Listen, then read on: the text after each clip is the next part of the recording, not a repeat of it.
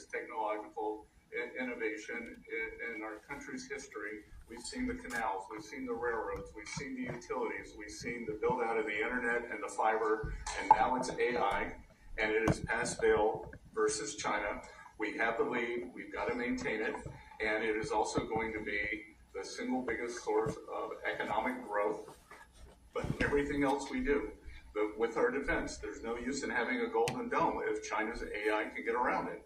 There's no use in spending all this money on defense. And the U.S. will remain the leader in this under President Trump's leadership. He is the accelerated the growth. We're actually going to move ahead further. We're seeing building everywhere, construction jobs. There are going to be jobs at the AI data centers. And most importantly, President Trump had the incredible idea to allow the companies to create their own power. And we are going to see soon that communities near AI facilities will have the same or lower electric costs than other communities, which is a great innovation. So this is an important document today. Do you have any questions? On this subject, President Trump, are you more worried about the U.S. Imagine being able to build anything just by thinking about it. Meet Base 44. Humanity. Both. We're looking at it very strongly. We have a lot of threats in the opposite way if we don't do it. You look at the medical and medical research. Already the things that have come out of AI in terms of medical and cancer research and things, we're way ahead of what we ever thought we'd be, just from the infancy of AI. So really both, and we want to be very careful with it. We also know that a big... All right, shalom, shalom. Before I get started, I want to start off by giving all honor and glory to Yahweh, Bahashem, Yahweh Shai, Bahashem, Harakak, Wadash, Laiwalam Yum. Double honors to my apostles and elders at Great Millstone. Shalom to the elect out there, all right? We're going to get right into it now. In this video here, it says World War III is coming. Trump warns Russia-Ukraine war could lead to World War III. All right, let's continue on. Part of our China and other countries, but China in particular, that China has ever received. And with Venezuela, now that we've seized this tanker, is the campaign against Venezuela still just about drugs, or is it now also about oil? Well, it's about a lot of things, but one of the things it's about is the fact that they've allowed millions of people to come into our country from their prisons, from gangs, from drug dealers, and from mental institutions, probably proportionately more than anybody else. They came in from many countries. We're getting them out. We had 11,888 murderers come into our country. Many of them are from Venezuela. We had thousands of Tren de Aragua, the gang, come in from, which they say is the most violent gang. I don't know, MS-13 is pretty bad, but Tren de Aragua, they say, is the most violent gang. That comes from the prisons of Venezuela. It came out of the prisons of Venezuela. So it has to do with a lot of things. They've treated us badly, and I guess now we're not treating them so good. If you look at the drug traffic by sea is down 92%. And nobody can figure out who the 8% is, because I have no idea. Anybody getting involved in that right now is not doing well. And we'll start that on land, too. It's going to be starting on land pretty soon. Thank you, Peter. Mr. President, in Indiana, just a few moments ago, the Senate there rejected the congressional maps to redistrict in that state. A number of Republicans... Now look at the comments, right? You have spent a lot of time. One of these comments says, every week you hear about World War III. Look at the comments. So this World War III is on the tongues of everybody.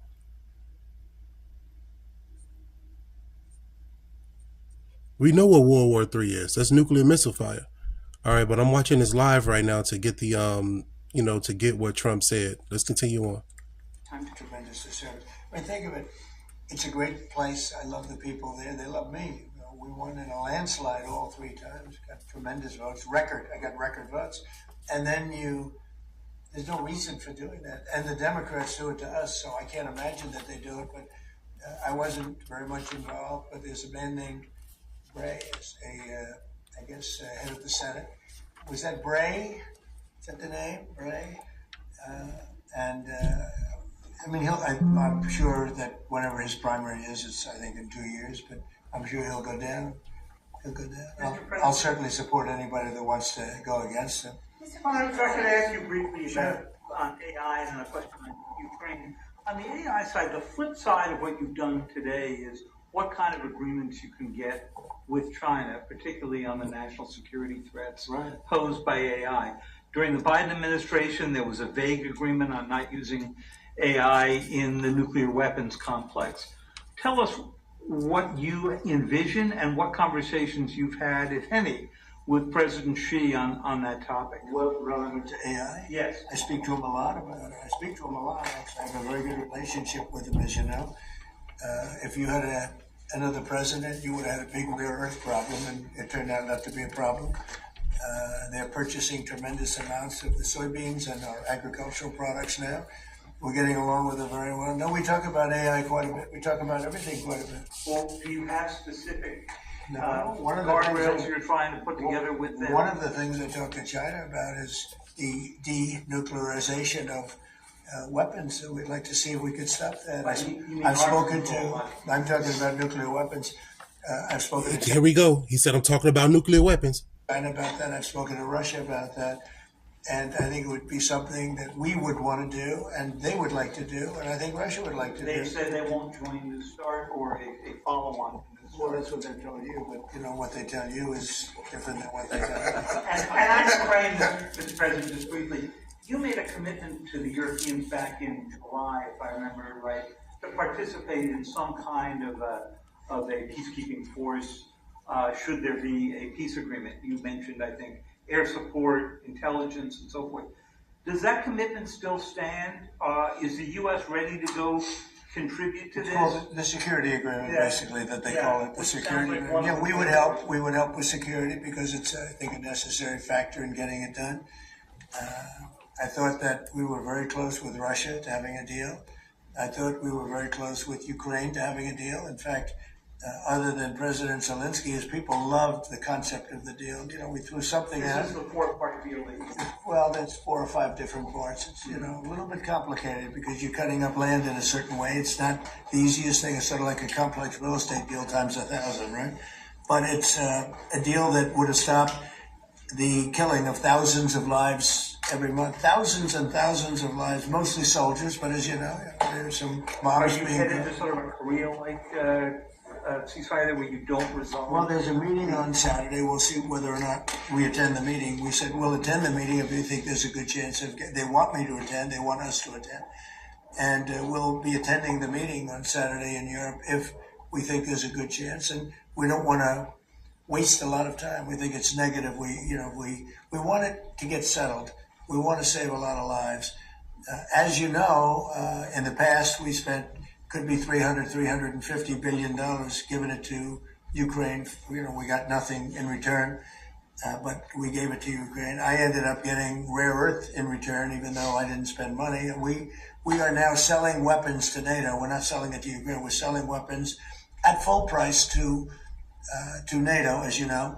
They distribute those weapons probably to Ukraine for the most part. They're probably doing it to others also, but we're not involved in the war other than the fact that we are involved in a negotiation because people want us there. No, you are involved in the war. If Ukraine soldiers are using United States weapons, what do you think Russia is thinking about? Ukraine wants us involved very much. Europe wants us involved. I have a great relationship with the countries of Europe. As you know, I took GDP. I took what they're spending as a percentage of GDP, but it was at 2 and they weren't paying, and now it's at 5 and everybody's amazed. But that 5% is, a lot of it's coming back to the United States. With that being said, I'd like to see the killing stop. 25,000 people died last month, soldiers, mostly soldiers, but some people also where bombs were dropped.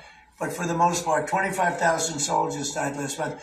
I would love to see it stop. And we're working very hard. It doesn't really affect the United States unless it got out of control. You know, a thing like that, as you probably know, because you are a professional, a real professional, which is something I don't say about a lot of other people, but you are a great professional.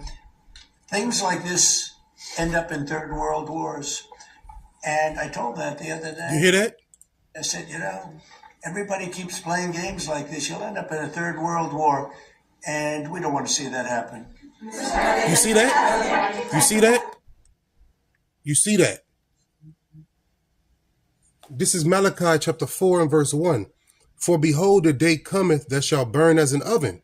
What is this going into? The nuclear missile fire, right? That day that shall burn like an oven. You know, this also links up with Zechariah chapter 14 and verse 12. As a matter of fact, let's get that. Then we're going to get back to some video. And I'm going to finish this out real quick. Now, this is Malachi 4 and 1. For behold, the day cometh that shall burn as an oven, and all the proud, yea, and all that do wickedly shall be stubble. And the day that cometh shall burn them up, saith the Lord of hosts, that it shall leave them neither root nor branch. You see? So you just heard from the president's mouth, right? The president of the United States. He said that actions like this is going to lead to World War III. This is Zechariah 14 and verse 12. And I'm going to get it in the KJV real quick.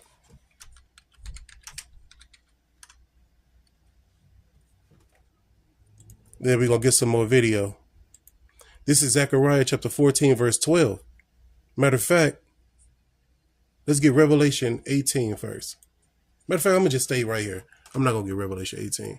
This is Zechariah 14 and 12. It says, and this shall be the plague wherewith the Lord will smite all the people that have fought against Jerusalem. Their flesh shall consume away while they stand upon their feet, and their eyes shall consume away in their holes, and their tongue shall consume away in their mouth. What does that? What will do that? That's talking about the nuclear missile fire. Donald Trump just said that 25,000 soldiers plus, civilians have died just last month through the Russian-Ukraine war. He said actions like this prompts World War III. You got Ukraine fighting with United States weapons. Russia identified that. Russia considers that inclusion by the United States. Russia got allies. United States right now have allies. Okay. The United States is part of NATO. So Donald Trump just said what he said. Country could have done that. No other country has weapons like we do, but no other country could have done that. We have the best weapons in the world. We have the best military in the world. And when we took out Iran, that allowed for peace. There's no way that, and I really have great respect for the King of Saudi Arabia, for the Emir. I'm friend with UAE. These are great people. These are actually great people and great leaders. There's no way they could have done a deal if Iran was not really nullified to a large extent. Iran is not the same country. Iran was a country that was feared by everybody. Now it's a country that's been very much downgraded. I'm sure. And guess what? Iran is going to be a help to Russia. You see, actually, Iran is an ally with Russia. They'll try and come back, and they're very capable people. Maybe they will, maybe they won't. They are reconstituting their missile program quite quickly. Well, they can try, but it's going to take them a long time to come back. But if they do want to come back, and they want to come back without a deal, then we're going to obliterate that one too. We can knock out their missiles very quickly. We have great power, and we helped Israel a lot. We were shooting down the drones. We were doing a lot of things for Israel. You see that? Do you see that, man? So if they're helping Israel, you got to understand that it's a lot of proxy wars going on. So if they're helping Israel, you don't think Russia is helping Israel's enemies? Yo, we're on the brink of World War III, man. And before you know it, these nuclear missiles are going to fly. You hear the president just said that he helped Israel out, right? Or he helped that land over there that called themselves Israel. Okay? They're not the true Israelites, but I digress. He's just admitted that he helped them out. Putin is helping Iran out.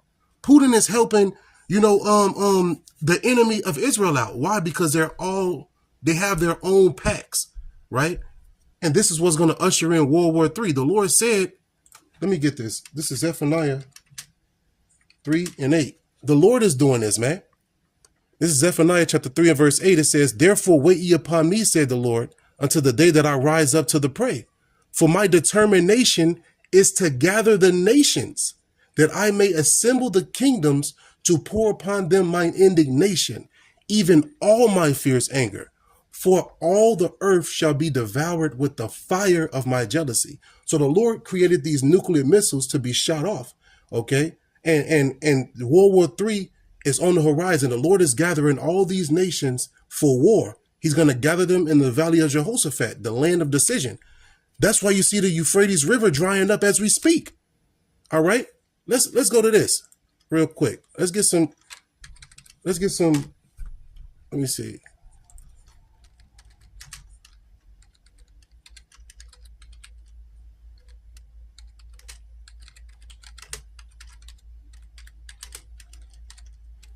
This is what the Lord is drying up the Euphrates River for. And this is biblical prophecy. And this is almost completely dry. It says the Euphrates River is drying up due to a combination of climate change and human activities. You got Iraq over there building, what are they called? Dams. You got Turkey building dams. So that's cutting away from the water. You got the Lord using the nature, the climate to cut away from the water. It says, as I mentioned, Turkey right here, the numerous upstream dams. So it says Euphrates River is drying up due to the combination of climate change and human activities, right? Numerous upstream dams in Turkey and Syria. It says leading to critically low water levels, severe droughts, threats to food security, displacement of people, and water quality issues in Iraq and Syria, right? With some warnings suggesting it could run dry by 2040. Now, Euphrates River was a vast river, but the Lord deemed in prophecy that this river shall be dried up to make way for the kings of the earth to battle each other. All right. So now you got President Donald Trump talking about World War III. You got President Donald Trump helping out Israel. You got Russia helping out Iran and Iraq and that side. You got all these nations gathering together for war. No longer is it just going to be rumors of wars or proxy wars or anything like that. You're going to have full-fledged World War III on the horizon. And this World War III is not going to be fought like the past wars. This war is going to be fought with nuclear missiles, man. All right. Now, let me see here. I mean, it's several videos you can go into yourself and see how it's drying up and see how the Lord is the one that ordained for this vast river to dry up, to make way for the kings to fight. You see? Now, let me get another one real quick. This is Isaiah 34. I'll slack it. And then we're going to go back to that video. It says Isaiah 34:1, come near ye nations to hear. Matter of fact, let's get it in the NLT. Let's get it in an NLT. Then we're going to go back to what Trump just said. This is Isaiah chapter 34:1. It says, come here and listen, O nations of the earth. Let the world and everything in it hear my words. Look at the top. It says a message for the nations. Verse 2, it says, for the Lord is enraged against the nations. His fury is against all their armies. He will completely destroy them, dooming them to slaughter. Right? In the KJV, it says he shall lead them to the slaughter. What slaughter? The valley of Jehoshaphat, the land of decision. Yehoshaphat. Okay? Isaiah 34:3, it says, their dead will be left unburied, and the stench of rotting bodies will fill the land. The mountains will flow with their blood. There's going to be a lot of death going on, man. You people are not ready for what's about to happen. And the prophets are telling you that these things are coming so that way you can prepare. But people ain't gonna, only the elect gonna listen, man. All right. It says Isaiah 34:4, it says the heavens above will melt away and disappear like a rolled up scroll. If you look up nuclear missile impact, right, and how a nuclear missile detonate, you'll see the scroll there. All right. It says the stars will fall from the sky like withered leaves from a grapevine or shriveled figs from a fig tree.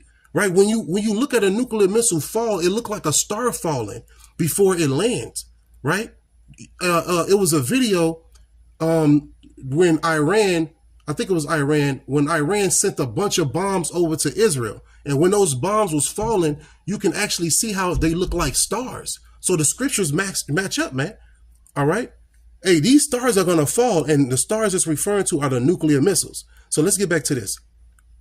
A good job for his source of approval. When they need approvals on things, they have to come to one source. They can't go to California, New York, and various other places like Illinois with Pritzker, who's totally Look, unreasonable it says person. And It says U.S. President Donald Trump on Friday warned that the ongoing Russia-Ukraine conflict could lead to a global catastrophe, cautioning that a prolonged battle could end up in a third world war. Okay, now let's do this. Who are Russia allies?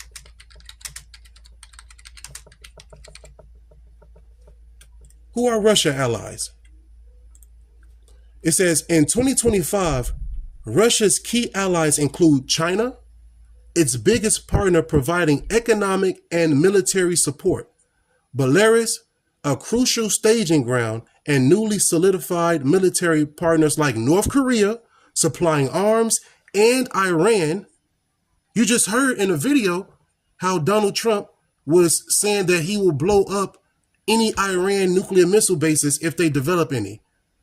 Well, you got Russia military, nuclear military facility in, I think it's called Beirut or something like that. But correct me if I'm wrong. You can go look it up. The name of the Russia's nuclear missile plant that's located in Iran. Remember, just I think a few months ago, not even 6 months ago, United States just sent bombs to blow up an Iranian nuclear missile plant.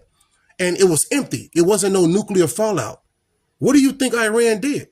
If I had a partner and my partner had a military base right down the road, all I would do is just move my nuclear missile capabilities to that particular base that I knew America wouldn't attack. You see what I'm saying? The point is, Russia has already given Iran nuclear missile capabilities.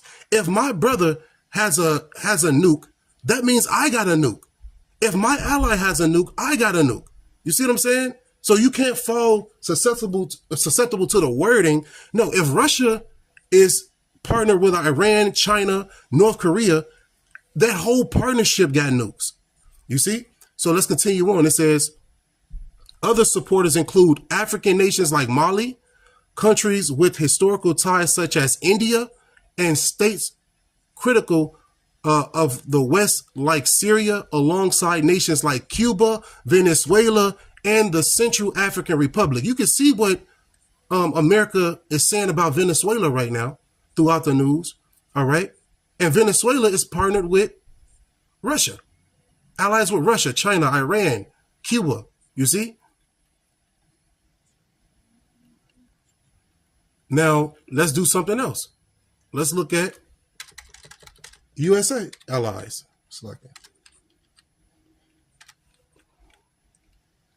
It says in 2025, the U.S. maintains strong alliances with key nations like the United Kingdom, Canada, Japan, South Korea, and Australia, particularly within NATO and the Indo-Pacific for defense cooperation, while also working with partners in Africa, Kenya, Nigeria, and Latin America, Peru. Though some shifting geopolitical views see China as a key ally in certain regions, presenting a complex picture of traditional friends and emerging strategic alignments. No, China is not allies with Russia. China is part of the BRICS nation. Okay? All right. So you have the NATO, the EU, all of those nations. But guess what? In prophecy, in Jeremiah 51, it tells you that America allies will burn her. All right. Israel is this was one of the main allies of America. This should have been at the top. All of Israel weapons come from America. Okay. All right. So let's get back to this. Let's see if we can get some more. And they have to have benefits, and it should be the United States, and it will be if we do this, if we're unified. We have to be unified. China is unified because they have one vote. That's President Xi. He says do it, and that's the end of that. We have a different system. but we have a system that's good, but we only have a system that's good if it's smart. David Sachs, could you say a few words, please? Yes, sir. So, as you pointed out, we have over 1,000 bills going through state legislatures right now to regulate AI. Over 100 of them have already passed. 25% of them are in California, New York, and Illinois. Now, We've got I've seen 56 this, so we're going to go to something else right now. All right. That's a replay. If you want to, you can just go and, replay the video once it's done and you can hear what Trump said. All right. It says Israel attack Iran again. These are proxy wars, man. Look up what, matter of fact, I'm going to look it up for you. What is a proxy war?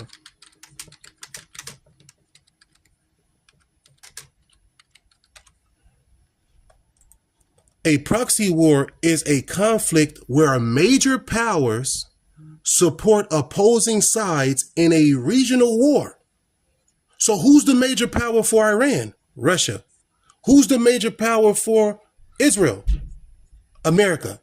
Yeah, come on, y'all. When will the pieces start matching for you? When will you people get it? You worried about your day-to-day lives and you're not worried about what the Lord is planning. See, you better figure out what the will of the Lord is. All right? This is the will of the Lord. And it's all for the controversy of Zion. The Lord is finna make these nations pay for what the hell they done to us, for what they continue to do to us, man. Whether you like it, accept it, believe it or not. All right? We're lining up biblical prophecy with current events. All right? Now let's read it again. A proxy war is a conflict where major powers, Russia, United States, China, support opposing sides in a regional war. Where's the regional war happening? Over in that land that they call their own, but it's really our land. All right. It belongs to the so-called blacks, Native Americans and Hispanics, Seminole and Native Indians, man. That's who they call us these things to separate us, but we're really the Lord's people, man. All right. But I digress. It says using surrogate forces. So Hamas, that's a surrogate force. OK, ISIS, that's a surrogate force. OK. All right. If you look into Hamas, if you look into ISIS, guess who backs them? Iran. All right. Guess who backs Iran? Russia. It's all connected.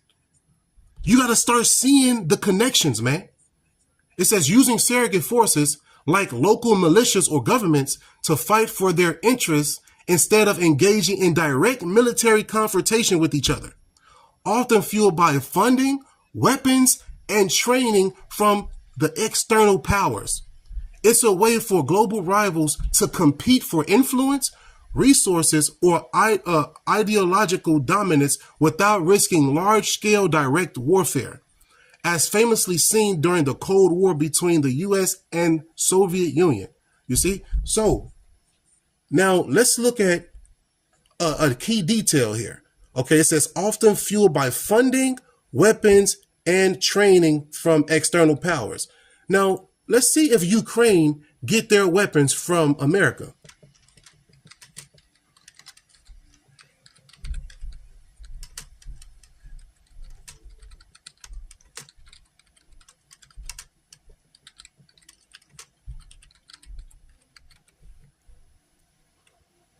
Ooh. This is according to Google AI Overview. It says, yes, the United States has been a primary supplier of weapons and military aid to Ukraine. So is this considered a proxy war? That's a question to you all. It says, now this is not necessarily a proxy war in the definition, because Russia is attacking Ukraine. So you got a superpower attacking Ukraine, which is being supplied by America. So this is what you got to understand. If Ukraine is being attacked by a superpower, which is Russia, America has to step in, because America is the other dominating force that supports Ukraine. Okay? It's no longer a proxy war now. That's why it's going to lead to World War III. You see, is it linking up now? It was the proxy wars at first, but now the big bear stepped in and started to attack Ukraine. So now you got the big eagle that got to come in to try to stop the bear. But according to prophecy, Ezekiel chapter 30 and 39, the bear is going to win. Now let's continue on. It says, yes, the United States has been a primary supplier of weapons and military aid to Ukraine since the full-scale Russian invasion, providing crucial systems like HIMARS, tanks, artillery, air defense, and anti-tank missiles. Though European allies also contribute significantly, with new mechanisms allowing allies to fund U.S. weapons for Ukraine. Ukraine's reliance on these external supplies highlights its need to build its own defense industry for long-term sustainability, though it tries to avoid U.S. components in its secret domestic production. So the reason why I brought this up is to show you how United States is dealing with Ukraine. United States is dealing with Israel. Let's see, do Israel get their weapons from the United States?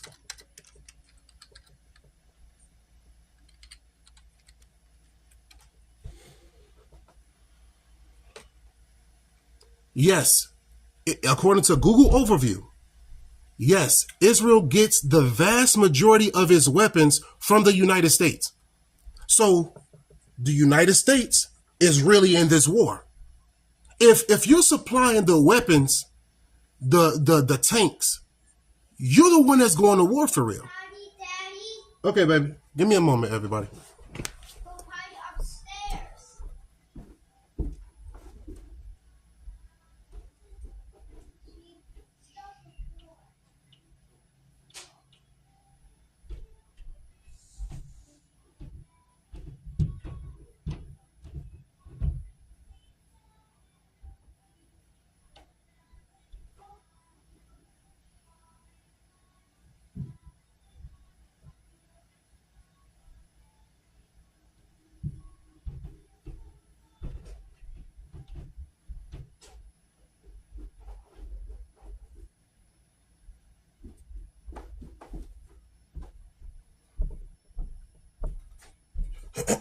All right, Salakia.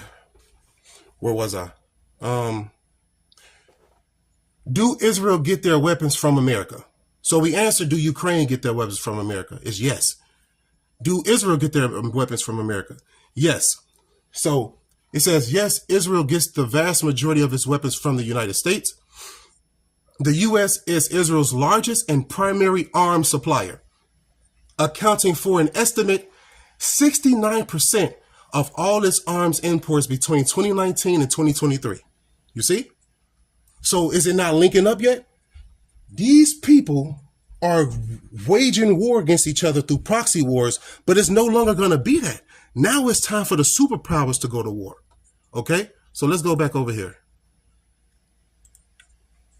Slack it for the ad. Struggling to trade? We trade for you and get you a prop firm payout in under 30 days. And you... Now, so most of you who watch me or watch this video or watch the Elder Apostles on down, you know what's going on.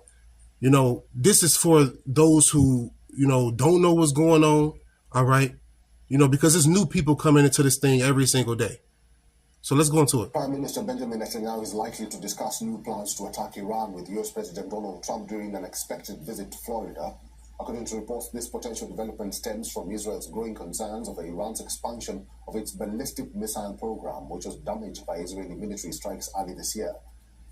During the meeting, which is expected later this month, Netanyahu is expected to make the case to the US president that Iran's growing ballistic missile program represents a threat that may require prompt action.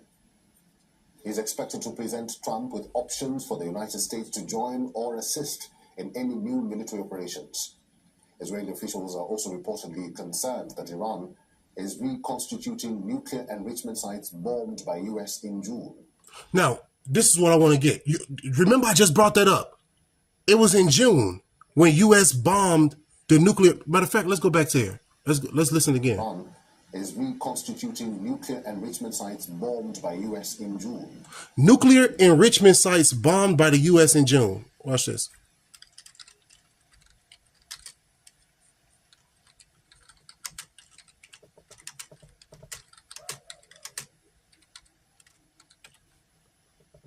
On June 22nd, 2025, the United States Air Force and Navy attacked 3 nuclear facilities in Iran as part of the Iran-Israel war. So, do you see what's happening right now? It says under the code name Operation Midnight Hammer, they struck these 3 facilities and there was no nuclear fallout. There was no eruption. There was no explosion. But what is the nuclear? What is the nuclear plant called on? Let me see. Let me see.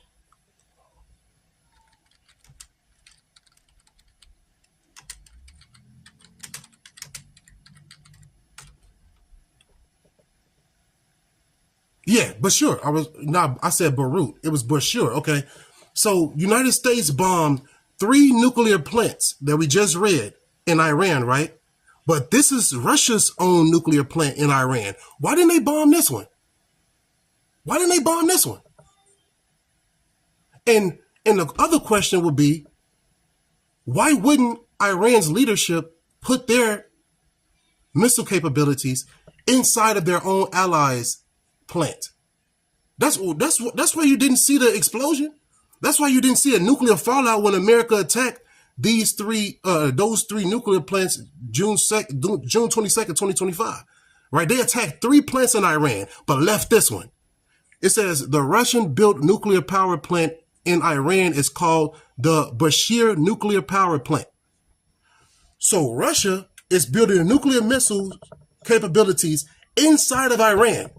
So you can see it's all a hoax. You have Donald Trump said that if Iran develop any nuclear missile capabilities, they're going to bomb their plants.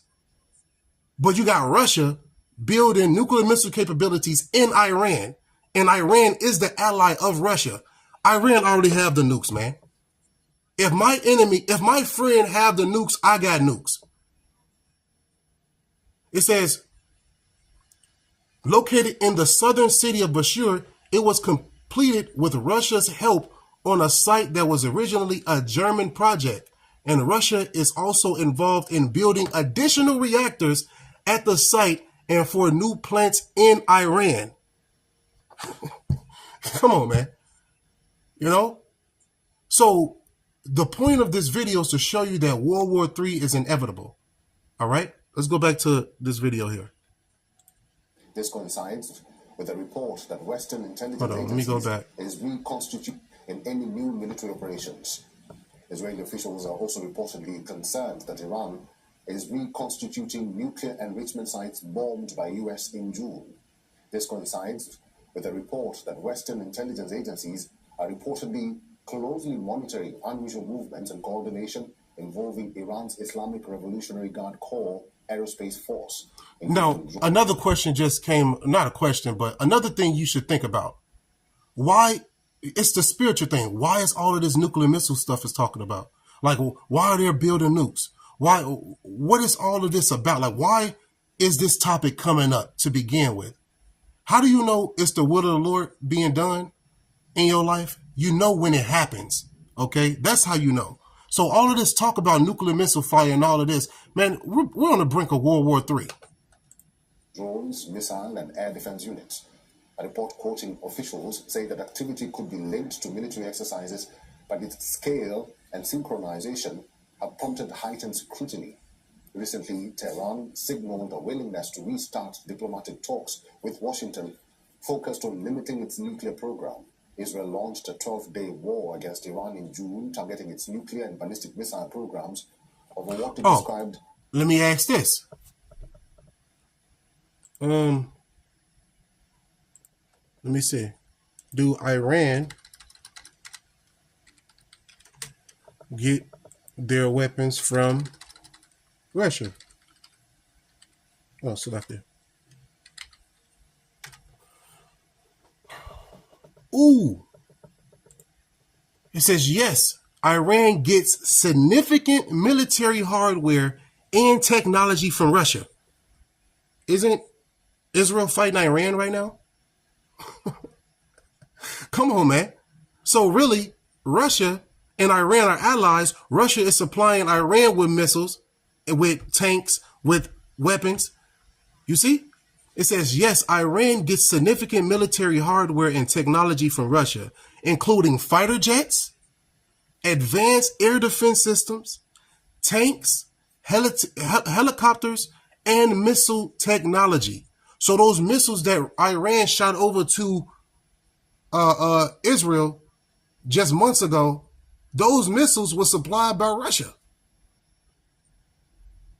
It says, with Russia serving as a key arms supplier amidst international sanctions and deepening strategic ties, especially since the Ukraine war. So we looked up how America is the key arms supplier for both Ukraine and for Israel. All right. And Russia is the key supplier for Iran. It says key Russian deliveries to Iran: air defense, S-300, S-400 missile systems, Tor-M1 aircrafts that is sent, Yak-130 combat trainers. All right, the list goes on, man. Okay. Look, it says, why the cooperation? Sanctions evasion. Both nations seek partners outside Western influence. All right. So World War III is inevitable. As an existential threat, Israeli strikes killed nuclear scientists, severely damaged missile production, and hit uranium enrichment and underground nuclear sites. The US later joined the strikes hitting Iranian nuclear sites. Iran reported more than 1,000 deaths and retaliated by firing hundreds of missiles and drones at Israel, killing See, that's what I'm talking about. 32 people and injuring over 3,000. So those missiles killed 32 people that Iran shot over and injured 3,000. And that was a response to America bombing their 3 nuclear plants.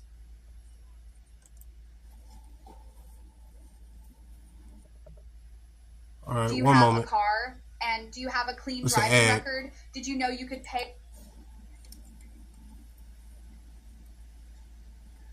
So why would they not attack Russia's plant that's in Iran? Sayed Emamian is an assistant professor at Tehran Polytechnic. He is also the founder and former director of the governance and policy think tank. Dr. Sayed, thank you very much for making time for us and welcome to the program. I just want to know from you, do you think the timing is right for Israel to actually raise this issue about Iran to the United States? Thank you again for inviting me here. With regards to the speculation about Netanyahu's trip to the U.S., I think it is literally is nothing new from the Iranian point of view. As far as I have talked with the Iranian policymakers, I think that they have assumed since the beginning that Trump's policy in the region has been very skillfully hijacked by the Netanyahu. So whilst Trump has been trying to say that it has its own agenda and policy priority, the peace through strength, as he called it, but at the end of the day, he was Netanyahu, that he hijacked Trump's policy, and he pushed Trump into the war at the end of the day. And it won't be something new. And we, as far as I said, I have heard from the Iranian policymakers, it's something that they are expecting to happen again. If any other war will happen in the next few, maybe weeks or months. So it's nothing new from the Iranian point of view. But such a war that comes from the Netanyahu's internal political need, and also it's very expansionist and very revisionist kind of the politics that he's following, I think would be a problem not only for Iran. It would be a problem for, first of all, the whole region. What happened in Doha, the attack in Doha, the attack to the post-Assad Syria, attack to Lebanon, and a lot of threats that we have heard that the Israelis are going to attack Iraq, or even Turkey, even Saudi Arabia. That means that such a war won't be limited to the Iran. The next war would be a regional war from the beginning. So that would be a problem for everyone in the region. Second, the problem for developing economies like China and India, that they are very much dependent or reliant on the energy supply from the region. The war would be a very important instrument for Trump to have a more open hand on the energy supply chain, and to continue his weaponization of the trade policies like tariffs by controlling over the routes of the energy. Now, the question just came to my mind, and I want to ask Google.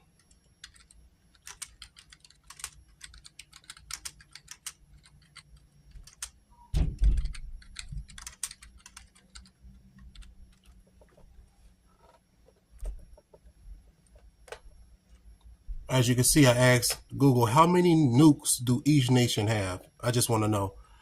It says, as of 2025, 9 countries possess nuclear weapons, with Russia and the United States holding the vast majority, around 90%.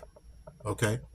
It says, followed by China, France, the UK, India, Pakistan, Israel, and North Korea, with total counts varying slightly by source, but generally placing Russia and the US over 5,000 each, China around 600, and smaller numbers for the others, with estimates around 12,000 plus globally, though numbers include deployed, reserve, and retired warheads. Hey, those warheads are going to come out of retirement, because the Lord said it's going to be millions upon millions of nukes.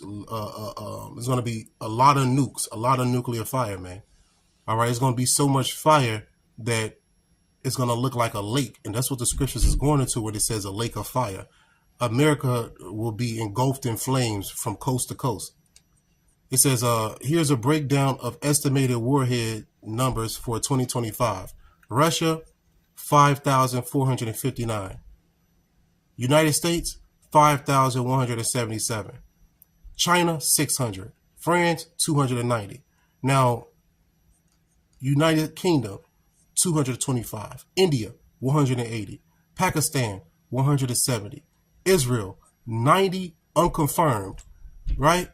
It says 90 unconfirmed. Why? Because Israel have the same nuclear capabilities as America. If America not using their nukes, they'll give it right to Israel. North Korea, 50. Okay.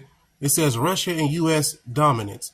These two nations hold almost 90% of the world's nuclear weapons, with significant numbers of retired warheads awaiting dismantlement. All right.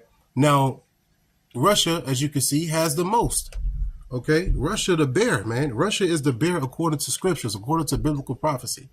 Okay. And Russia is going to take out the United States, Russia and its allies, as well as America's allies is going to burn her too as well. Okay. Now let's go back.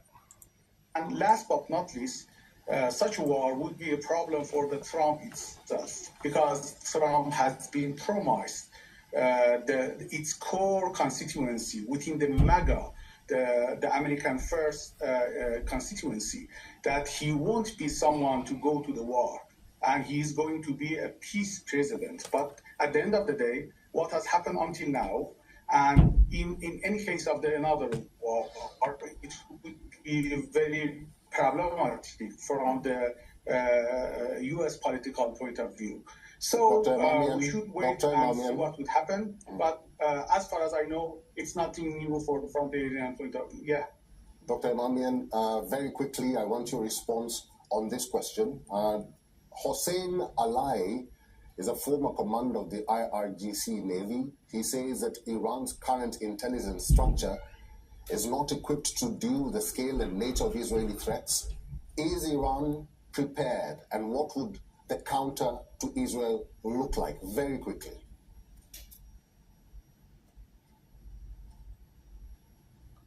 I think Iran has shown that at the end of the day, he was the one that has shifted Israel's aggression and President Trump's statement of unconditional surrender to unconditional ceasefire.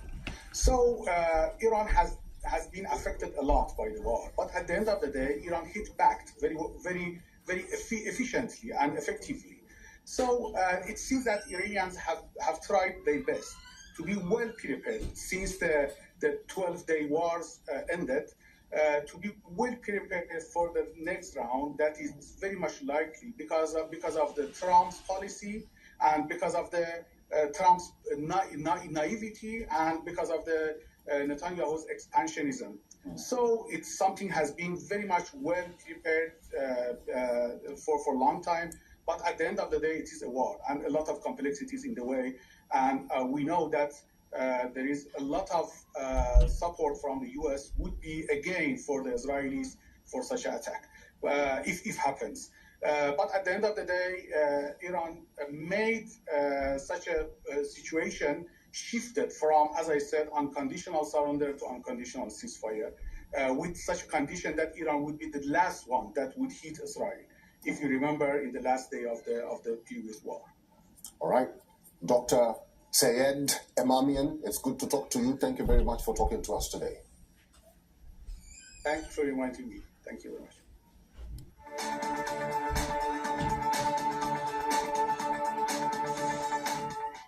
Greetings, my friend. In this video, we will tell you how to play Grand RP in just 1 minute's time.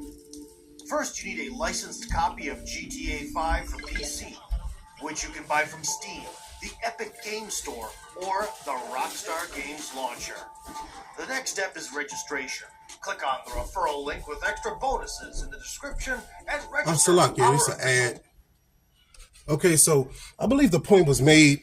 You know, I'm gonna end up wrapping this up. Hopefully this was edifying. I'm gonna end it by giving all honor and glory to Yahweh, Bahashim, Yahweh Shai, Bahashim, Harakak, Wadash, Laiwalam Yum. Double honors once again to my apostles and elders at Great Millstone. Shalom once again to the elect. Abba. On to the next one.